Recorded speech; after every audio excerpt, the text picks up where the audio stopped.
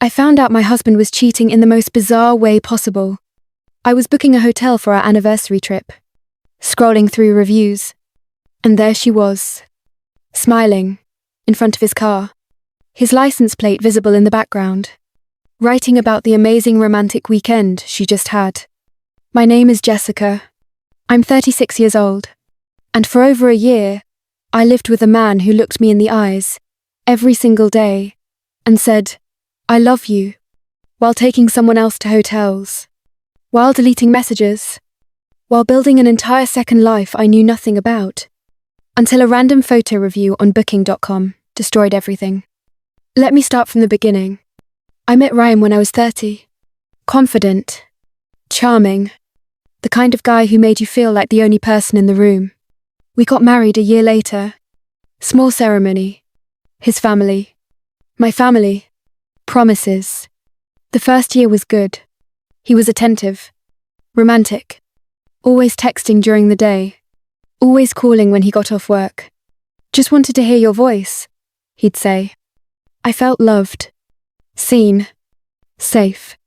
Then, slowly, things started changing. Not dramatically. Just small shifts. He started working late more often. "Big project," he'd say. "Client emergency. You know how it is." And I did. I worked too. I understood. So I didn't question it. He started going to the gym. A lot. 5 times a week. Then 6. He bought new clothes. Started using cologne I'd never seen before. When I complimented him, he shrugged. "Just taking care of myself," he said. I thought it was great. My husband was prioritizing his health. What a supportive wife I was. God, I was so stupid. His phone habits changed. He used to leave it on the counter, face up, notifications visible. Then suddenly, it was always face down, always in his pocket, always with him, even to the bathroom. One night, I picked it up to check the time. He practically lunged across the room. "I'll get it," he said, laughing. Too casual. Too fast. I noticed. But I told myself I was being paranoid. Jealous. Insecure. Good wives trust their husbands. Right? He started showering as soon as he got home. Every single day. "I'm just sweaty from the gym," he'd say. But sometimes, I'd smell perfume. Faint. Not mine. When I mentioned it, he looked confused. "Babe, I work with women. Maybe someone hugged me." And I believed him. Because I wanted to. The affection started disappearing. We stopped having sex as often. When we did, it felt distant. Like he was going through the motions. I tried to talk to him. "Is everything okay?" "Yeah, why?" "You just seem distracted." "I'm fine. Just stressed with work." Always work. Always stress. Always a reason that made sense. He started picking fights over nothing. I didn't load the dishwasher right. I was too loud in the morning. I didn't understand how hard he was working. Suddenly, I was the problem. I started walking on eggshells. Trying harder. Being quieter. More accommodating. Thinking if I was just better, things would go back to normal. Classic, right? Blame the wife. Make her feel like she's the reason you're unhappy, so she doesn't notice you're texting someone else in the bathroom. One Saturday, he told me he was going to a work conference. 2 days.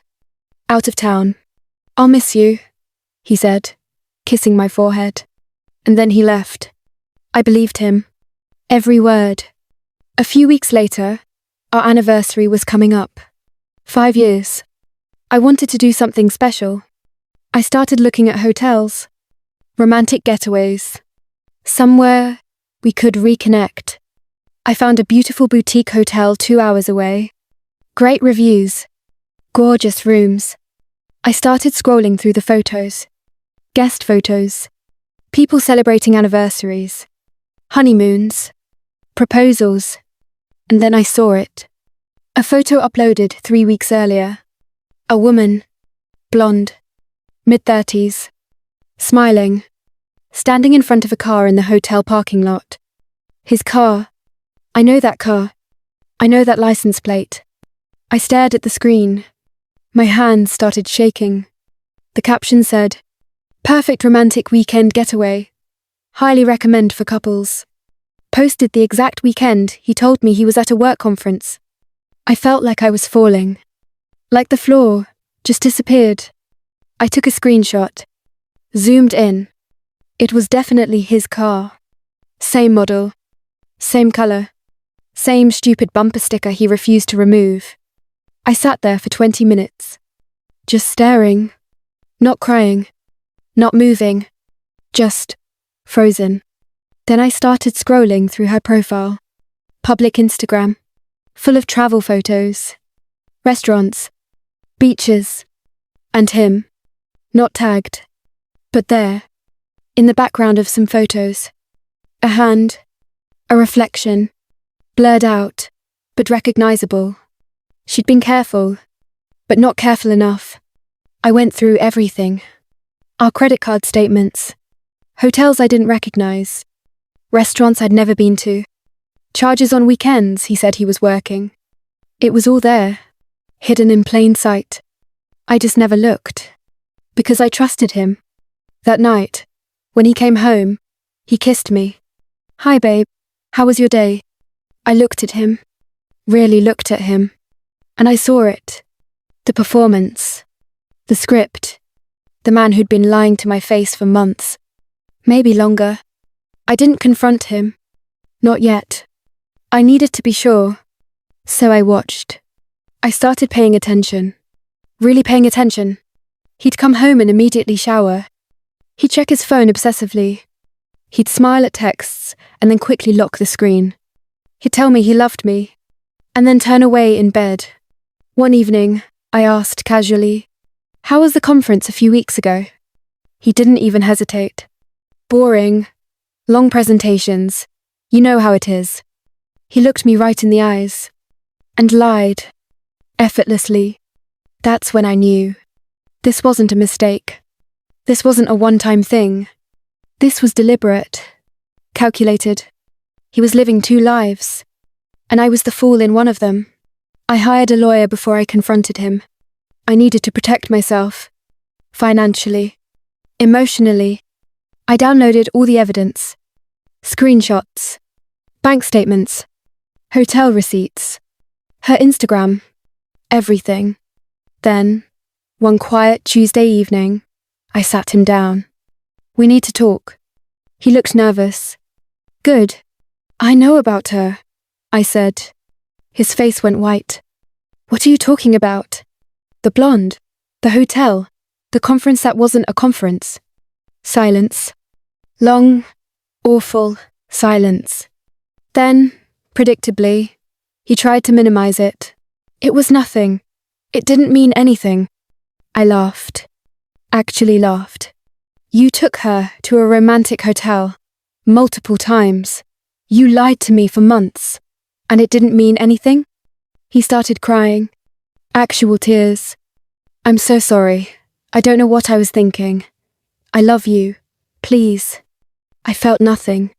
No anger. No sadness. Just disgust. "How long?" I asked. He hesitated. "A year. A year. 12 months. 365 days of I love you while texting someone else." I stood up. "I want a divorce." He panicked. "No. Please.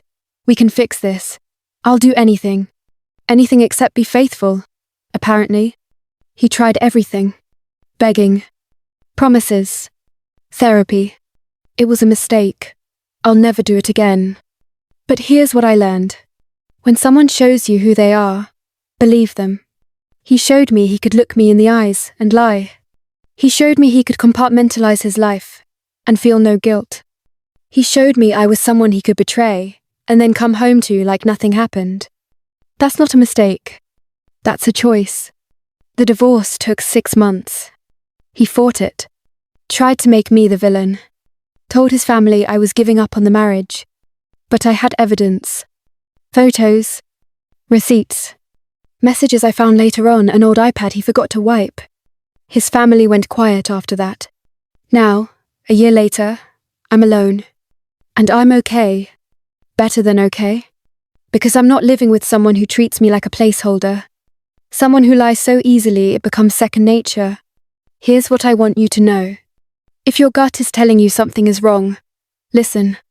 If he's suddenly obsessed with his appearance, if his phone is suddenly a secret, if he's showering the second he gets home, if he's picking fights to justify distance, if he's accusing you of being paranoid or crazy, you're not paranoid.